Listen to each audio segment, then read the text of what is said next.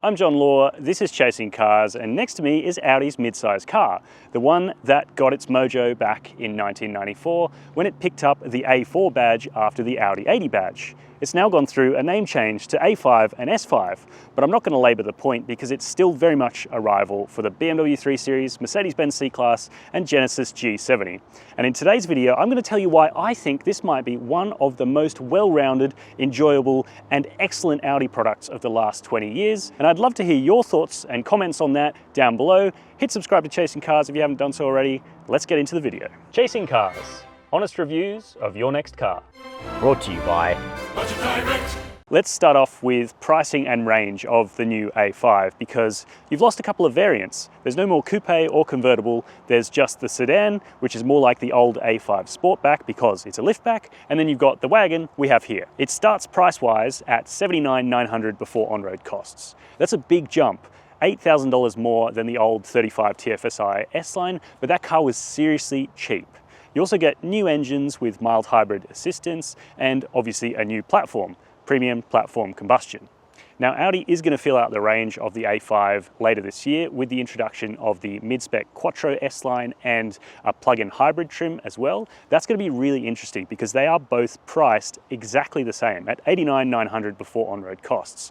And with that plug-in hybrid offering nearly 100 k's range and nearly the same performance as this S5, I think there's going to be a fairly high take rate, so I'm very excited to drive that one. Today though, we have the range topper for the moment in the S5 Avant. Just under 120 grand before on-road costs, it does undercut rivals like the C43 AMG dramatically, and it's about the same price as the M340i, but with newer technology and a little bit more hybridization from the engine. So again, quite exciting. You can also get an interesting trim in the S5 Edition 1, which goes without this car's clever adaptive dampers and gets a black pack on the outside, which is optional on this vehicle and starts at $99,900 before on-road costs. So that might be an absolute bargain. But as I said, today we're focusing on this vehicle, and we'll talk a little bit about styling as well, because it's definitely controversial on this car. About as controversially styled as you can get from an Audi, because they are usually pretty evolutionary. We've grown up a lot here, ditching the old, very crisp, very business-like S4's exterior design for something that's a bit more organic, a little bit more EV-like, and something that looks a little bit like a Ford Focus in the front end here. That's what we seem to think here at Chasing Cars, but I actually think proportionally it looks good, and the more I look at the S5 Avant in the flesh, especially in this lovely blue color here, which is an optional extra well worth paying for, the more I like it. It has grown in every measurable dimension, the new S5, being 71mm longer in the wheelbase, which is mirrored in overall length. It's also wider with wider tracks, plus it's taller, and as a negative, it's about 200 kilos heavier than the car it replaces. The interior of the S5 brings a few things that I don't love, so we'll cover those first. And right off the bat, there are a lot of surfaces to attract fingerprints. You've got huge screens, lots of piano black around here, and after living with this car for about a week, you find that it just really attracts fingerprints. So you're going to want to bring a cloth with you to wipe them away. And I think it's a bit of a shame that you can't get rid of this big black plastic blob here. I've also heard some complaints about interior quality for this car and about how it's a step down from the car it replaces. And I'm going to say I can see where that is the case. Around here, there's some really scratchy plastic, and on the door cards, it's quite scratchy below the belt line. But I will say it's nowhere near the drop we saw in the W204 to 205 Mercedes-Benz C-Class. It does feel generally quite well built in here. And coming back to that technology, it's really sharp and really crisp. Now, I don't know if I would ever need a passenger touchscreen because generally I like to have people I like in the passenger seat with me, and I don't need them watching YouTube, but it can be helpful for navigation directions and that sort of thing on a long road trip. So it's cool to have, and it does replace the big black plastic blob that's there without it, and it's standard in the S5. The central touchscreen is very much like what we see in the Q6 e-tron. In fact, it's pretty much exactly the same, with plenty of controls, good haptic feedback that we know from Audi, and voice assist as well. Audi says there's ChatGPT integration, so it should be pretty smart, but I haven't found it to be that knowledgeable or that easy to use or natural in my use of this car. Some of the Chinese systems actually do a better job. As for climate controls, they are in the touchscreen, but there's a bar down here that's persistent whether you're using Audi's own software or if you're mirroring Apple CarPlay and Android Auto. That is of course wireless in 2025. So interacting with the AC controls is pretty simple. And I found I don't really have to because the auto program is so good. I've got AC gentle 22 degrees, and you can even set your seat temperature controls, which are heated and ventilated as standard in this car. You can set those to be automatic as well, which I really like. Storage, you've got a wireless charging pad here, which is also really easy to access the 2 USB-C ports and a 12-volt socket. Decent sized cup holders. This armrest here is adjustable, though the storage beneath it isn't huge. And then you've got reasonably large door bins, good for a 600ml water bottle. The other thing I wanted to call out in the S5 are things like the options. Panoramic sunroof is nearly $5,000 extra, and in here with the black Napa leather interior, it is a little bit dark. You've also got this slightly squared off steering wheel, which feels okay in the hands, but not as good as the previous gen S5's lovely round flat bottomed item. Plus it's got touch capacitive buttons on it, which I find I'm forever accidentally pressing. And then one more whinge is that the digital driver's display doesn't show a full map in the same way that the old car did. So it's kind of a bit of a mixed bag in here in terms of technology, build quality and materials. But on the whole, I've quickly ignored those things when I'm out driving this car because the driving position is great, these seats are super comfortable, supportive, electric adjustment of course with lumbar, and you also get massage functions. So you can pick holes in the S5 on the surface, but the more you live with it, the more you realize everything just feels like it works. One of the things I love about the new S5 are the door handles. They're so much cleverer than the convoluted pull-out ones we see so much today, and yet they're still extremely aerodynamic. In here, there's just a little solenoid that opens the door, and then it shuts with a lovely Germanic thunk, and you can lock it using that and walk away. It's just a better solution. And then when you get back here, you'll find a back seat that is bigger than this car's predecessor, which is nice, though it's still not a palatial place to sit. You could fit 4 full-sized adults in comfort. This is me behind my driving position. As you can see, I've got just a little bit of knee room, just a little bit of toe room, and just a whisker of headroom. And the bench is very supportive, and the backrest is also nice and comfortable. It's a sort of car I could sit in here for a long time, but if you're any taller than me, you're probably going to struggle. And if you want to ever sit 5 people in here, it's going to absolutely suck because this car has a massive transmission tunnel and the center seat is really convex, so it pushes right up into you and it's not comfortable at all. So best capped at 4 then, and those 4 people will have lots of amenity. You've got USB-C charge points, you've got vents back here, and you've got heated seats plus a separate climate control zone too. There's also a fold down armrest with 2 cup holders in the middle, and they're sort of far enough away just so that you don't end up resting your arm in there the whole time, which is really uncomfortable. Talk about materials back here as well, because there is the appearance of lots of nice stuff, leather backed chairs, even down here there's no hard scratchy plastics. But there's a bit of scratchy here, and there's also a bit of scratchy on the doors, and in the door bins, just like the front seats, there's no flock lining. So if you put anything in here that's hard, it'll start rattling around and jingling around when you're driving, and that's kind of annoying. And it's kind of a bit of a cheapening out, especially when brands like Skoda and Volkswagen are starting to roll out flock-lined door bins back into their cars. You're spending 120 grand on an Audi, you'd love to see it. That's just my little take. Love to hear what you think. Round the back, you can obviously see it is a wagon, which is brilliant, so much better than an SUV in our opinion here at Chasing Cars. And you've also got these cool LED lighting details which are customizable using the center screen, plus the signature quad tailpipe arrangement of all of Audi's current S products. Power tailgate, standard on this $120,000 car, you'd expect so, and it opens up to reveal a pretty good sized boot, though it is a little bit smaller than the car it replaces, and it's not the smartest boot in the world. For a start, you don't have a space-saver spare tyre, which we're kind of accustomed to on European cars, but I still think it's a really important thing to have when you're touring in Australia.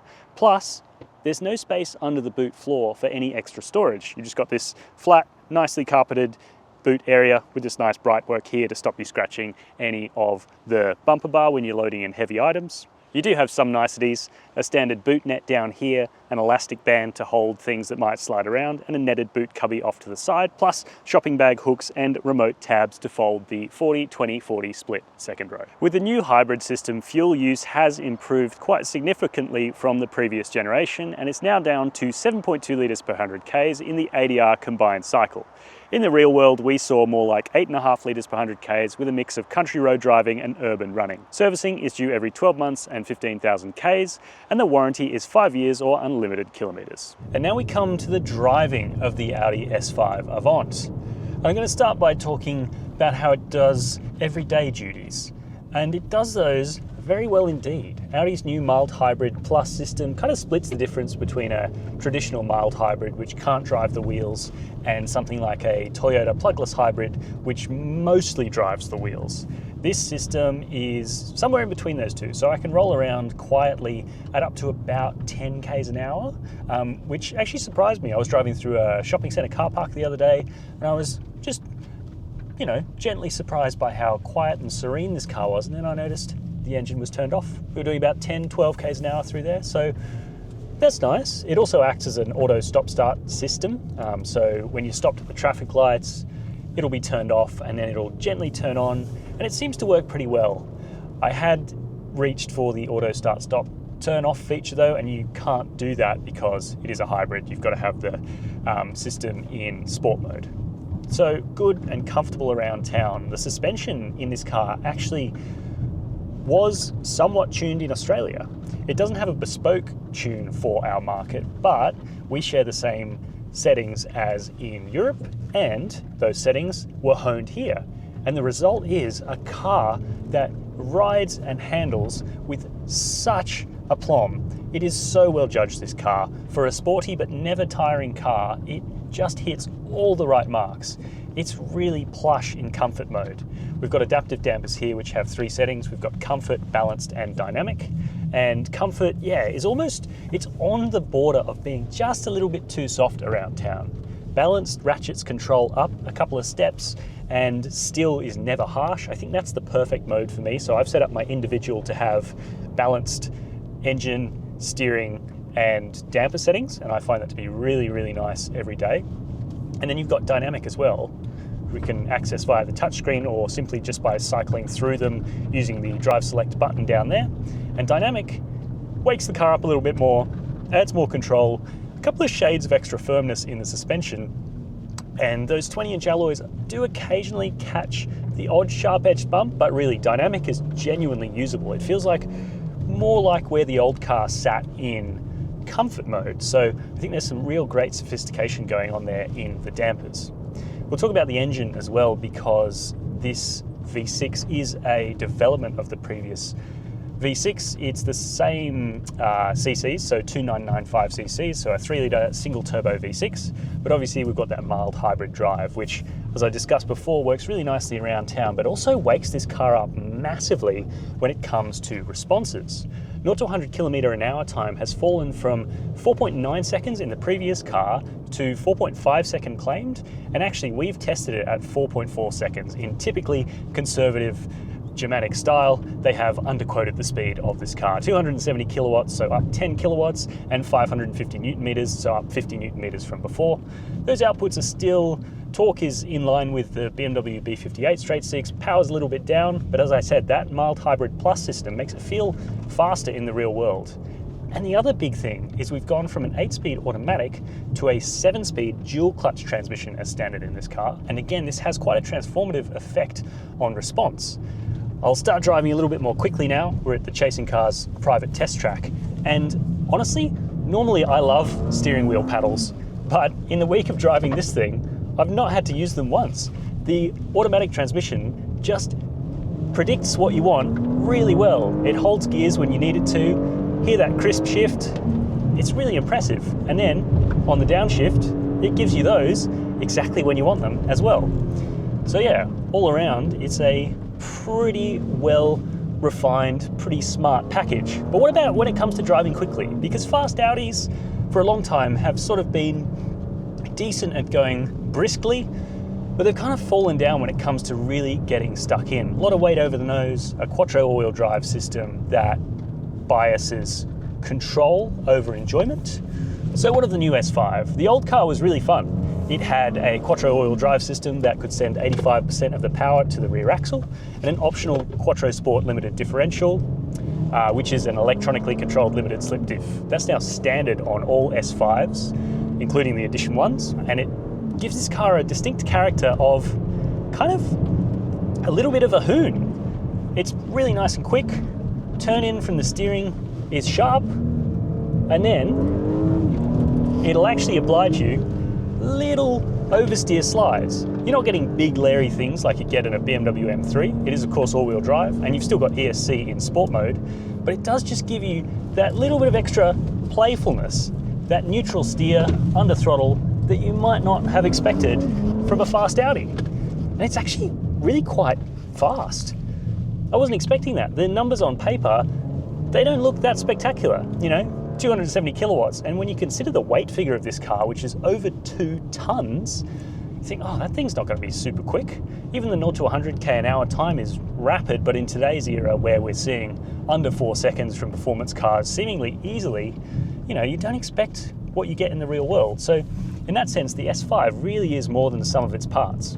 If I do have a few little complaints, even though you get a little bit more focus and a little bit more plantedness and playfulness in the handling, the new S5 doesn't telegraph those feelings quite as strongly as the old S4 Avant did, which was a lovely car, had a really crisp steering feel and this chassis feedback that was very high fidelity. This car loses a little bit of that. It's definitely got a couple of extra layers of insulation.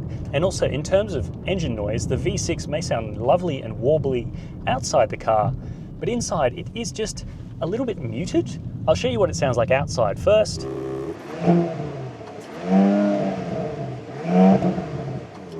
And then we'll cut back to inside, where you can still hear everything that's going on, but just without quite so much madness. And obviously Audi's going to be saving that for the full fat RS5, which will come along in the future. We're expecting twin turbo V6 plug-in hybrid, kind of a similar setup to what we see in the BMW M5, which has proven pretty successful. Lastly, I want to talk about some of the safety features in this Audi and the adaptive driver assistance systems. Audi tuned the car's suspension here in Australia, and they've also been listening quite keenly to feedback from drivers all around the world in terms of safety system, which can be a little bit intrusive. So there's a solution to that. You can pretty easily turn them off. There's a shortcut setting in the touchscreen where you can quite simply turn off annoying ones. Things like speed limit bonging, you can disable that permanently, so you can still have the little sign readout either in the head-up display or in the digital driver's display, but it does disable the bonging when you go over the speed limit. But there's a couple of oddities with this car. Firstly, the lane keep assist works really nicely on well-surfaced, well-lined roads, but the sort of things we have in Sydney at the moment, where you have old ghost lines, it does get a little bit confused. It doesn't like narrow lanes, so I found myself turning that off, which is luckily a pretty easy thing to do. Just tap this button once and then hold it down again to fully deactivate. And the other one was adaptive cruise and AEB. I actually had a phantom AEB operation in this car in the middle of a tunnel, which I thought was strange. And although the adaptive cruise control is beautifully programmed, I think Audi does a really, really good job here. It's so much better than mainstream brands, which often sit so far away from the car in front. This setup is much more like a natural feeling, like what you'd really do on the motorway. But there's no semi-autonomous travel assist function. So when you're sitting on the motorway, you still have to do steering by yourself.